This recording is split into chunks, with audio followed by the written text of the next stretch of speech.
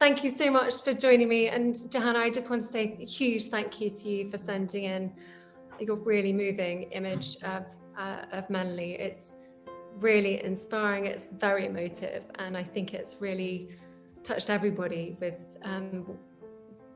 the reality that it shows of all those who've worked on the front line and the difficulties that you've all faced. So thank you in the first instance for sending the image in. And tell me, how did you come to take the photograph in the first place? What was the circumstance behind it?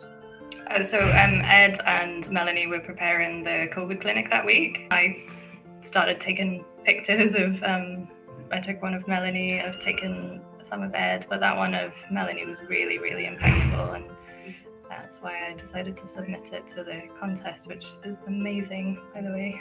Well, thank you. But you know, this was really to showcase all the amazing stories. Yeah, the stories I think come out of lockdown, and you know, to show some of the behind the scenes realities of what, you know, the hardship that the frontline workers and like that yourselves have gone through and have experienced. And I think it was an important part of the story to try and show members of the public and those at home who might not be witnessing what you obviously witnessed on a day-to-day basis.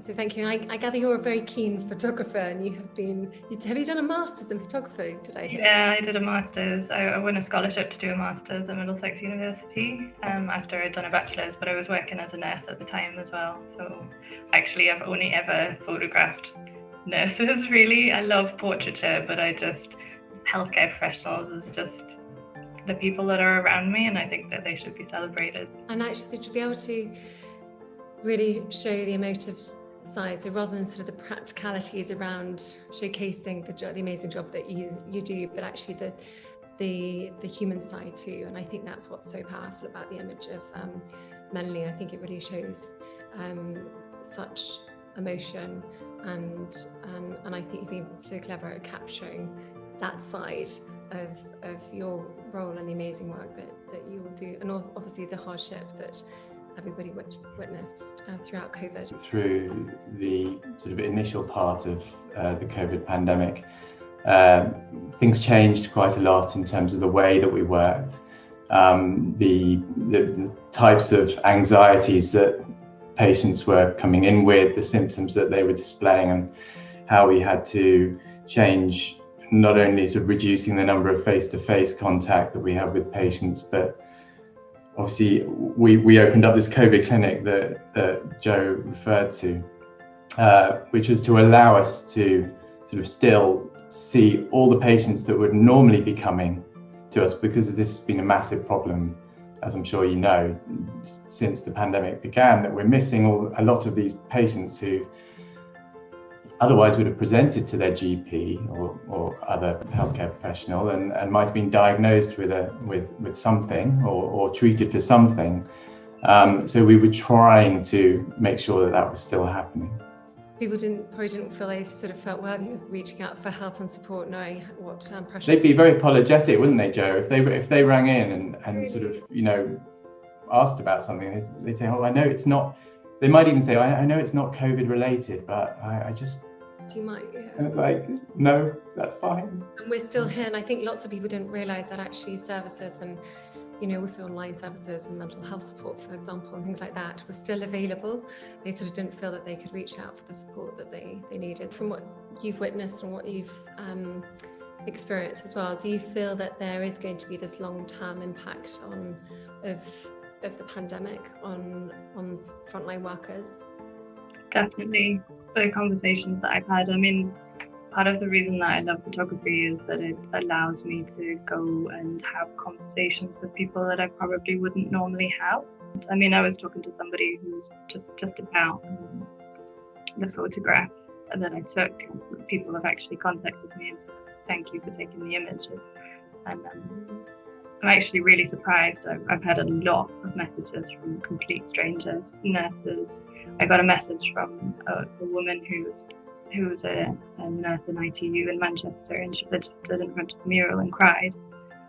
So I mean, there's definitely an impact on people generally, and I really appreciate you know, the work that you did and then the National Portrait Gallery, even just to allow those people to reach out and talk to me and talk to each other and allow those conversations to happen, I think is amazing.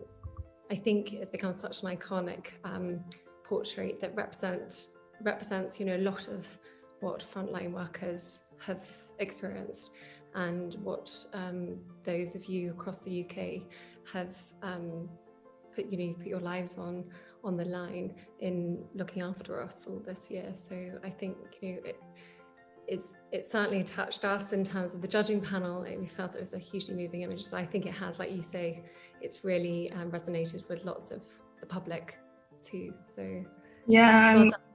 Thank you. I'm so surprised at how far-reaching it went. I think because it coincided with everything that was going on in Manchester at the time as well. It was the sort of extra impact came from it. But I've had messages from Australia and Canada and the Philippines even. I got a message from someone in the Philippines. So, I mean, for it to have an impact in Manchester, yes. For it to have an impact in the UK, yes. But for these people to be messaging me and talking to me about it is remarkable. But I really hope it illustrates this country's appreciation for all that you do, for all those who work on the front line.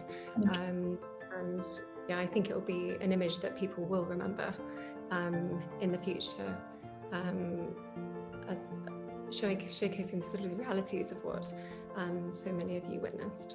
I'm glad that the image of Melanie can feel representative of a group of people, and it's not about our story, it's about everyone's story. I like that is what she represents. But obviously we have our own story that's attached to that image too. But it's just, yeah, it is a powerful thing. Well, I hope you have seen and feel the country's appreciation and pride in all the hard work that you do and all the frontline workers do on a day-to-day basis. But a huge thank you from me personally to both of you. And best of luck with everything going forward in the surgery. Thank you. Good to talk to you. Okay, very nice to meet you both. Bye-bye. Bye-bye.